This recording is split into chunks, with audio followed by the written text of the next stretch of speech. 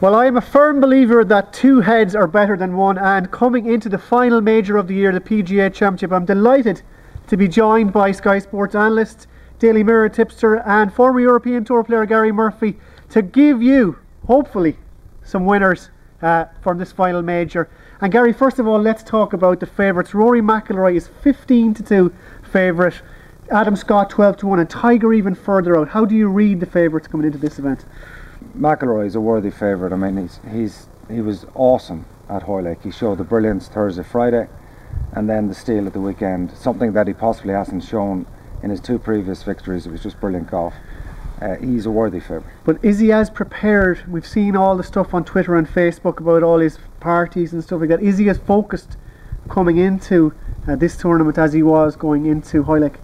Yeah, I think he is. I mean, he had some downtime afterwards, which is understandable.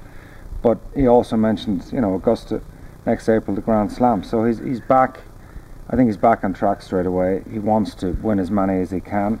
I think they have to be wary too, as we saw with Harrington. You know, when you're hot, you can, and Nick Price did it back in the day as well, and it was a PGA.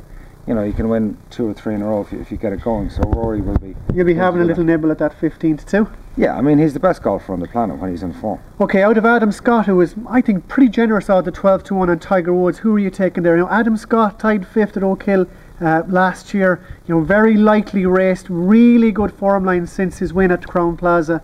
Would you be having him or Tiger Woods, you know, one on the course before? Which of those would you take?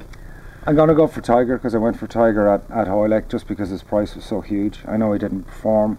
It was only his second week back.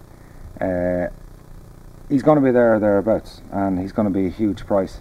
And you'd kick yourself if he was in 20s and you didn't back him. Well, I always think, and it has worked well for us, that each way odds or each way tips are, you know, very good, especially when you go down the order and you see somebody around the 25-28-1 mark who'll pay out 7-1 each way, especially 6th places usually in a major. And we've been having a look, myself and Gary, and I think that Justin Rose at 25-1 has a real good shot. Now, people say that he didn't perform at the US Open, at the Open Championship, but he had a tied 12th and tied 23rd, and don't forget he won both sides of the pond in between at Congressional and in Aberdeen, which is not so bad. And what's even more, we were looking at the stats, he's in the top 20 driving and greens in regulation in all 4 of those tournaments, and just the 2 tournaments where he didn't put as good, he didn't do as good. But I still think from 25-1, also there along with Rose is Henrik Stenson. Do you think he has a chance there? He's around 25-1 as well. Well, Stenson has a huge chance in the sense that, you know, he had an enormous year last year and then a little bit of a hangover at the start of the season, but he's now back in form, you know, and he's a major player. As we saw the way he played at the FedEx and the race to Dubai, once he gets in that zone again, he's comfortable, and he has to have a big chance. You were over at the Open working for the BBC. He had a brilliant form line coming in. It just looked like, and you were actually on the course for a while, it looked like he was just trying a little bit too hard. It just didn't happen for him there. Yeah, I think, and he's, you know, we've seen that a lot with Westwood over the years as well, and he has to learn from that. And just treat a major like a regular event. So we think that Justin Rose and Henrik Stenson also has 3 top 6s in the US PGA since 2008, which is not that bad.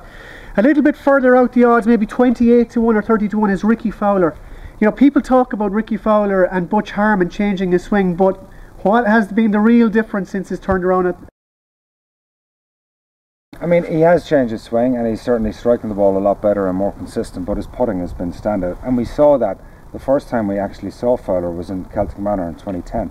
He birdied the last 4 holes against Molinari. Under severe pressure. Under, you know, Ryder Cup pressure, which is major championship pressure. Exactly. And since his St. Jude, the US Open, the Open Championship, and what came in between, he played in Scotland, he's been in the top 12 in putting in all 4 tournaments, which is really, really impressive on all different terrain. So Ricky Fowler around 28-1 cannot be overlooked for this major. He deserves one after the year he's had. And he's sneaky long as well. I mean, even though he's a short guy, he gets the ball out there, and I really fancied him at the Masters this year, and he almost pulled it off. Okay, fantastic. So those are our tips. Now, if we had to, we always have some long odds glory fun. If I was going to ask you for a long odds pick, who would you tip this week? I think I have to agree with you on this, Doc. I think Mark Leishman is a great outside bet. He had a great Open Championship, and he said that he learnt a lot more about himself that week. That was the first week where mentally and emotionally he was comfortable in that position. So he could be at 100 to 1. He is at 100 to 1. I am going to take, seeing as you've taken Leishman, stolen my thunder, I will take Angel Cabrera from 80 to 1. Now, if Angel Cabrera, I hope his son doesn't see this, but if he had Stevie Williams or the like on the bag, putting the clubs in his hands, I think he'd do a lot better. It all depends on his strategy, but I can just see a big lumbering Argentinian in 32 degrees of heat. He's going to absolutely love it out there. Don't forget, he won the Greenbrier Classic. He's got his new Ping G30 driver, absolutely love it. So Angel Cabrera is going to be my shot. Fingers crossed we'll get a winner. Thank you, Gary, for joining us. And hopefully we'll get some money for you. See you all again next week.